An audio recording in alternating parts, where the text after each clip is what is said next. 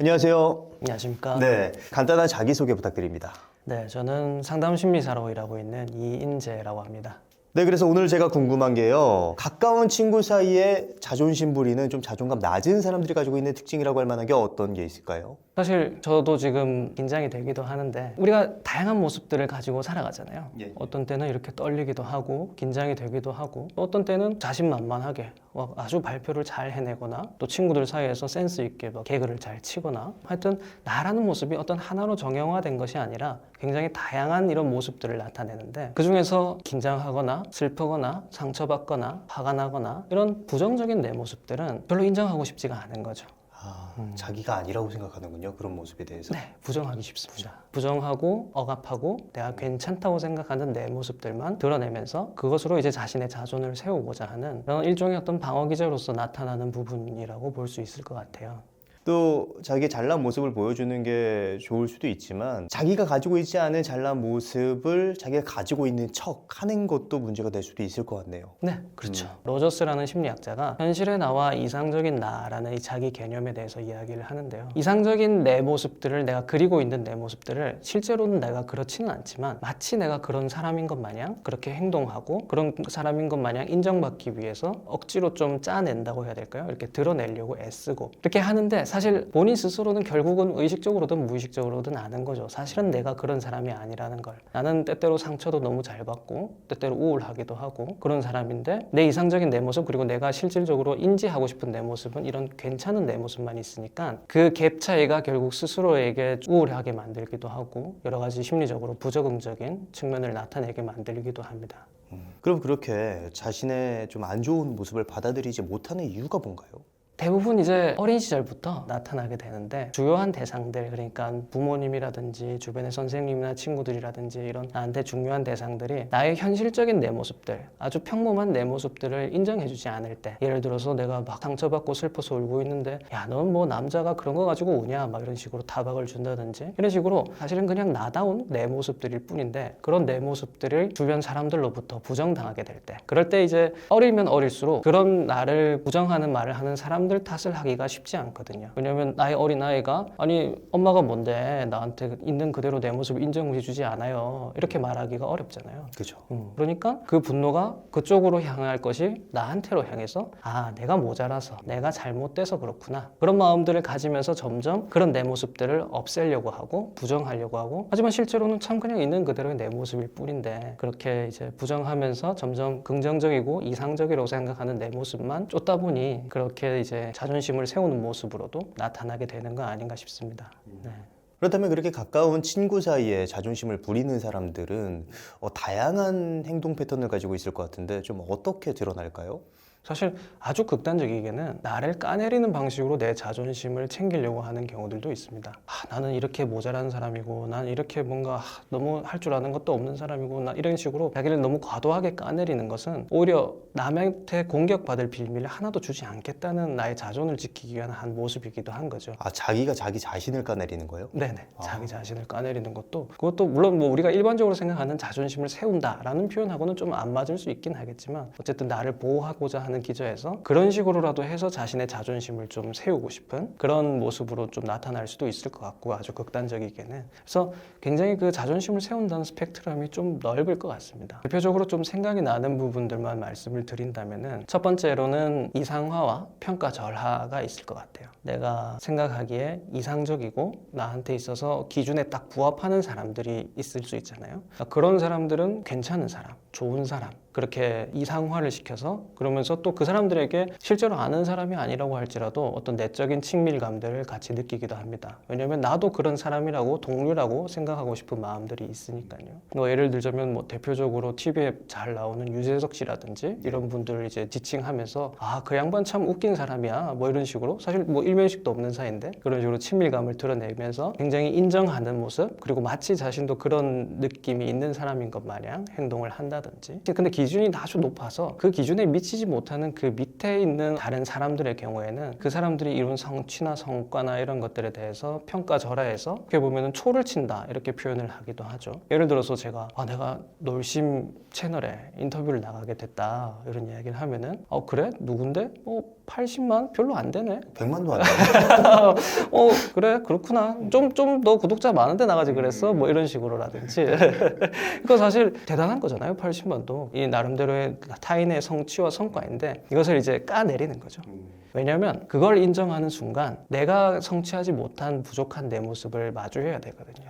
나보다 뛰어나다는 걸 인정하는 순간 상대보다 못난 존재가 될 수도 있기 때문에. 네, 네. 그렇죠. 근데 사실 유재석 씨라든지 이렇게 완전 저 꼭대기에 있는 사람들은 그런 부족한 자신을 마주하지 않아도 되는 거죠. 왜냐하면 너무 위에 있는 사람들이니까. 그러니까 그런 경우에는 아주 이상화를 하고 그 이하의 기준에 못 미치는 모든 사람들은 다 평가절하를 하는. 또 비슷하게는 까내린다고 말씀드렸는데 매번 까내리기만 해가지고는 관계가 제대로 정립되기가 어렵잖아요. 조금 더 세련되게는 인정해주지 않는 방식으로 나타나기도 합니다. 나 놀심 채널 뭐 나가게 됐어. 뭐 이렇게 하면은 그래?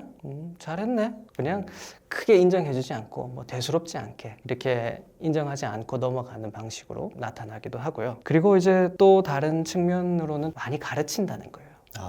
예. 친구 사이에서도 이 친구하고 하루 종일 있다가 오면은 집에 가서 오늘 무슨 이야기를 했지 생각해보면 주로 그 친구가 아는 이야기들에 대해서 어떤 설명을 듣고 가르침을 받고 뭐 혹은 내가 살아가는 라이프 스타일 방식에 대해서 지적을 받고 이런 기억들이 많이 남아있는 경우가 많아요. 그래서 자기가 잘 아는 것들 자기가 이상적인 나, 좋은 나만 드러낼 수 있는 부분에서 아주 막 열과 성을 다해서 가르치고 뽐내고 이런 모습들을 많이 보이죠. 그렇다면 내 주변에 그런 친구가 있다면 좀 어떻게 대처를 하는 게 좋을까요?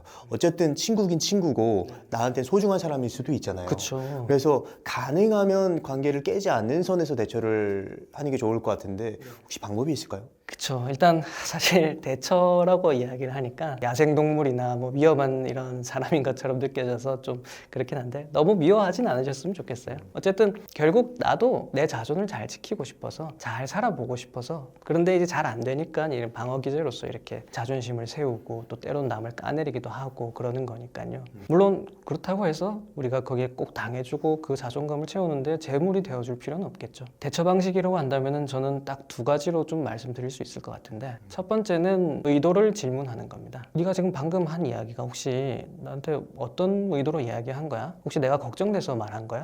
이런 식으로 지금 나한테 뭐 예를 들어 엄청 많은 걸 막 가르치고 있다든지 내 성과에 대해서 이 친구가 까내리고 있다든지 그럴 때 이게 정말로 날 까내리고 싶은 의도인지 무슨 의도인지 한번 물어보는 거죠. 그러고 나서 이제 두 번째로 대처할 수 있는 것은 진솔성이죠. 사실 이분들이 아까도 말했다시피 이제 부정적인 나와 긍정적인 나를 두 개로 나누고 긍정적인 나만 내보이면서 상당히 진솔하지 못한 모습을 보이고 있잖아요. 그래서 그런 분들한테는 사실 진솔성이 큰 무기일 수 있습니다. 우리가 대처할 수 있는. 너는 진솔하지 않게 나오더라도 나는 진솔하게 나가는 거죠. 네가 그런 이야기 하니까 되게 좀 속상하네. 네가 그렇게 나를 좀 까내리는 것 같아서 별로다. 이렇게 이야기를 해주면은 사실 좀 많이 당황스러울 겁니다. 그쪽에서는. 그리고 아주 이상적이게는 그분이 그 이야기를 듣고 내가 무슨 의도였지? 내가 이 친구를 기분 상하게 했구나. 내가 좀 너무 과하게 그렇게 했나? 이렇게 받아들인다면 뭐 베스트겠지만 사실 자존심을 세우시는 분들이 그렇게까지 가기는 쉽지 않겠죠. 뭐 최악의 경우라면 화를 낼 수도 있겠죠. 아니 내가 뭘 어쨌다고. 그리고 왜 나를 이렇게 모함하냐? 뭐 이런 식으로 나올 수도 있을 겁니다. 그렇게 화를 내면 어떻게 해야 될까요? 같이 화를 내야죠. 그러니까 우리가 분노에 대해서 좀 많이들 부정적으로 좀 생각을 하시는 부분이 있는 것 같은데 분노는 사실 나를 지킬 수 있고 보호할 수 있는 굉장히 좋은 수단이거든요. 굉장히 나에게 있어서 긍정적인 측면을 많이 주는 정서이기도 하고요. 때로는 내 삶의 원동력이 되기도 하고 어쨌든 그런 분노라는 감정이 사실 그렇게 내가 속상하다는 말을 했는데 저 친구가 오히려 되려 화를 낸다면 나는 이 속상한 마음이 더 좌절되면서 나도 자연스럽게 분노가 올라오는 것이 내 자연스러운 마음일 수 있을 것 같아요. 만약에 그런 상황에서 화를 내지 않으면 그 분노가 다시 나를 향할 수도 있기 때문에 그렇죠. 상대에 대해서 합리적인 또 이유가 있을 때는 화를 내는 것도 올바른 방법인 것 같아요. 네네 맞습니다. 그럼 예를 들어서 한번 좀 예시로 친구랑 대화를 하다가 친구가 야 너 그것도 모르냐? 하면서 약간 나를 까내려요. 그러면 어떻게 반응을 하면 될까요? 아까 이제 뭐 의도 질문 뭐 진솔하게 다가가기 이런 거 얘기했지만 너무 이렇게 의도가 분명하게 느껴질 때는 왜 모를 수도 있지 속상하게 사람 뭐 이렇게 아주 진지하게까지 막 가진 않더라도 약간 이렇게 투정 부리듯이 편안하게 이야기하듯이 왜 속상하게 왜 그래 뭐 이런 식으로 그냥 한마디 툭 던져주는 거죠. 그렇게 했을 때 또 그 친구의 반응이 어떨 수 있을까요? 어떤 게 있을 수 있을까요? 두 가지일 것 같아요. 그런 거 가지고 속상하냐? 네가 몰라서 그런 건데 이게 뭐 최악의 반응 중에 하나이지 않을까 그럴 수 있을 것 싶습니다. 같아요. 네. 그러면은 야, 너는 나랑 친구가 된 지가 얼마나 됐는데 내가 이렇게 속상한 마음에 대해서 뭐 그런 걸로 속상하냐고 하면은 참 당황스럽기도 하고 뭐 어찌 뭐라고 해야 될지 모르겠다. 뭐 이렇게 이건 뭐 제 방식이니까요. 뭐 각자가 이제 드러낼 수 있는 진솔성, 자기 마음에 있는 마음을 있는 그대로 좀 알아차리고 이렇게 반응해 줄 수 있는 게 가장 베스트이지 않을까 싶어요. 진솔성과 그리고 또 이제 경우에 따라서는 나의 감정을 솔직하게 보여주는, 예를 들어서 화를 낸다거나 이런 것도 하나의 방법일 수 있다. 그렇죠. 사실 우리가 그런 거를 대부분 알고 계실 테지만 쉽게 되지 않는 이유는 우리도 무섭기 때문이죠. 관계가 깨어질까봐. 이 관계에서 어떤 갈등이 커져서 서로에게 손상만 남게 될까봐. 근데 관계라는 게 결국에는 어느 정도의 용기를 내고 한 발 더 나아가기 위해서는 어느 정도 깨질 필요도 있고 또 서로에게 때로는 상처를 주기도 하고 그렇게 해서 이제 또 더 친밀해지고 나아가는 것이 관계라고 생각을 해본다면 이게 무서워서 깨어지거나 멀어지거나 끊어질 게 무서워서 이 기형적인 관계를 계속 이끌고 간다면 오히려 결국 끝에 남는 것은 관계도 파탄나기 쉽겠고 나 자신도 굉장히 상처받는 것으로 끝나기가 쉬울 수 있겠죠. 네. 근데 어쩌면 지금 이렇게 얘기를 들었을 때 내가 그렇게 뭔가 자존심을 세우는 사람일 수도 있잖아요. 이야기를 듣는 사람이. 그럴 경우에 좀 내가 어떻게 유연해질 수 있을까요? 사실 제가 이 얘기를 오늘 인터뷰를 할 때 할까 말까 고민을 했는데 그냥 뭐 솔직하게 이야기를 한다면 부끄럽지만 저도 자존심을 많이 세우는 사람이었습니다. 저도 뭐 10대 때 20대 초반까지만 해도 굉장히 이 자존심이 육체와 정신을 지배하는 그런 모습들이 이제 나타나는 사람 중에 한 명이었는데 결국 제가 변하게 된 그 핵심을 생각을 해본다면은 자기 수용인 것 같아요. 사실 저는 자존감이라는 단어가 그 개념이 그렇게 완벽하게 긍정적이기만 한 개념이라고 생각하진 않거든요. 사실 요즘에 저한테 상담을 오시는 분들도 그렇고 많이들 자존감이 무슨 만병통치약인 것처럼 그것만 높으면 뭐든지 할 수 있을 것처럼 생각하시는 분들도 좀 종종 만나 뵙게 되는데 자존감은 영구적이거나 안정적인 특성이라기보다는 물론 안정적인 부분도 있지만 일시적인 상태에 대한 부분이기도 하고 또 평가적인 부분이기도 합니다. 그래서 결국 나를 어떻게 평가내리느냐에 따라 자존감이 높아지기도 낮아지기도 하고 또 실제로 아동기 연구를 봤을 때는 자존감이 높은 아동들이 오히려 더 폭력적인 모습을 나타내는 부분도 연구에서 나타나고 있고요. 그래서 그런 측면인 만큼 사실 결국 평가적인 요소가 들어가는 거기 때문에 결국 막 나를 평가함으로써 내 자존감을 더 높여서 내가 자존심을 덜 세우게 된다 이런 쪽으로 접근하기보다는 이런 내 모습이 좋고 나쁘고를 떠나서 그냥 이 모습도 내 모습 저 모습도 내 모습 이 모든 것들이 다 내 모습이다라는 것을 인정하고 받아들이게 될 때 그럴 때 이제 변화가 일어나는 것 같고 그리고 사실 나를 수용하고 받아들인다는 과정은 혼자서만은 잘 되기 어려워요. 그래서 그럴 때면은 내 주위에 친밀도가 높은 사람들 그런 사람들과의 관계가 중요한데 내가 못났다고 생각하는 내 부분들 부족하다고 생각하는 내 부분들을 조금씩 드러내보는 거죠. 그랬는데 저 사람들이 나랑 친근한 사람들이 이런 나를 받아주네 이렇게 해도 저 사람들이 나를 여전히 좋아해주네 그런 경험들을 반복해서 쌓아 나가는 거죠. 그러다 보면 어느 순간부터는 나 자신도 나의 이런 모습도 괜찮은 내 모습 이렇게 떨고 긴장하는 내 모습도 괜찮은 내 모습 이렇게 받아들여져 가는 이제 과정이 나타날 수 있을 것 같아요. 그렇다면 이제 수용이 굉장히 중요한 역할을 한다고 말씀해 주셨는데 그렇다면 그 타인이 굉장히 중요할 것 같거든요. 나의 약한 모습을 보여줬을 때 좀 긍정적으로 반응해 주는 좋은 사람 그런 사람들은 좀 어떻게 찾을 수 있을까요? 사실 제일 베스트는 돈 주고 상담실 가는 거죠.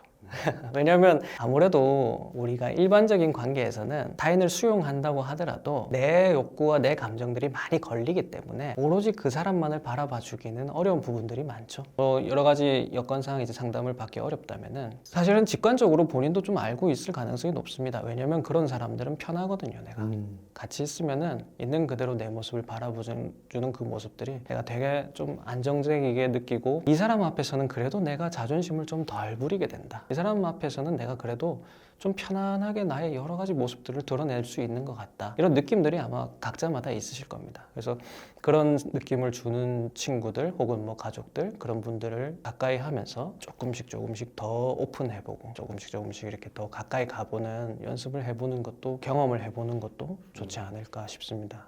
여기서 한 가지 궁금해지는 게 그럼 나의 약한 모습을 어떻게 찾을 수 있을까요? 보통 이런 사람들은 자신의 약한 모습을 항상 숨기면서 살아왔을 텐데 그걸 보지 않았을 텐데 자신의 그런 약한 모습을 어떻게 할 수 있을까요? 불편한 지점을 찾는 게 중요할 것 같아요. 어떨 때 내가 불편한가? 저는 가끔 싱어게인 같은 오디션 프로그램들을 볼 때 되게 불편해지는 마음을 받거든요. 저도 사실 이렇게 스포트라이트를 받고 싶은 욕구가 있어요. 근데 저는 그런 걸 하지 못하고 있는데 그 싱어게인에 나오는 사람들은 나와서 굉장히 노래도 잘 부르고 스포트라이트도 막 받고 이러면서 굉장히 승승장구하는 모습들을 보이잖아요. 그런 모습들을 보면은 내 마음이 갑자기 확 불편해지는 거예요. 그래서 거기서부터 시작이죠. 내 마음이 불편해지는 그 지점부터 내가 왜 이렇게 마음이 불편할까? 왜 이렇게 저 사람들 별로네 라고 탓하고 싶을까? 그거를 이제 찾아서 타고 내려가다 보면 결국 못하고 있는 나, 부족하게 느끼는 내가 그 속에 있다는 것을 끝까지 타고 들어갈 수 있다면 참 좋긴 하겠지만 물론 말은 이렇게 하면서도 혼자서 그렇게 해낸다는 게 쉬운 일은 아니긴 합니다. 네. 그래서 그거를 캐치하고 그 캐치한 부분을 인간관계에서 뭐 표현해보는 연습을 해보는 게 내가 나를 마주하는 첫 시작일 수 있다. 네. 네, 마지막으로 하고 싶으신 말씀 있으시면 어떤 게 있을까요?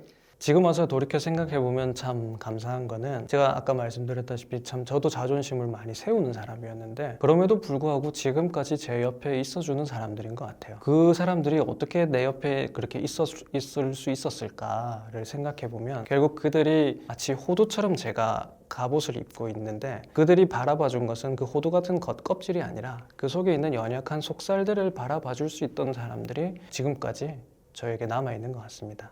그래서 제가 바라는 게 있다면 이 인터뷰를 보신 분들이 어떠한 방식이든 뭐 자존심을 세우는 방식이든 자기를 까내리는 방식이든 어떤 방식이든 자기를 보호하려고 애쓰는 겉에 딱딱한 호두 껍질을 싸고 있는 분들이 있다면 그분들의 이제 속살을 좀 바라봐 줄 수 있는 그런 계기가 한 번쯤 생각해 보실 수 있는 계기가 되면은 참 좋겠다라는 바람이 있습니다. 네. 네. 네, 오늘 이인재 선생님을 모시고 자존심을 부리는 사람들의 특징과 이런 자존심을 부리는 사람들이 어떻게 자신의 마음을 유연하게 바꿀 수 있는지에 대한 이야기를 나눴습니다.